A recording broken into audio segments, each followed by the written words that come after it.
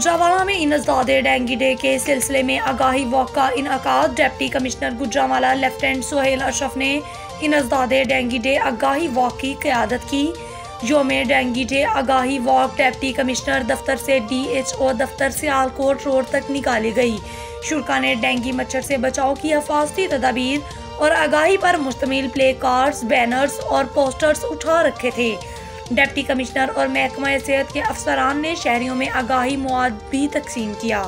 Walk में additional deputy commissioner revenue, CEO health, DHO dengue focal person और दीगर भी शरीक हुए।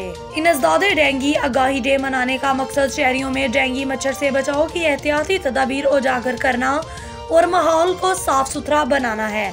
आगाही वॉक में महकमा सेहत, जिली इंतजामिया, हिलाल अहमद सिविल सोसाइटी और शहरियों की बड़ी तादाद शरीक हुई। डिप्टी कमिश्नर ने शहरियों से एयर कूलर, गमलों, घरों की छतों समेत मच्छर की अफजाइश के तमाम मुमकिन मकामात खुश्क रखने की अपील की।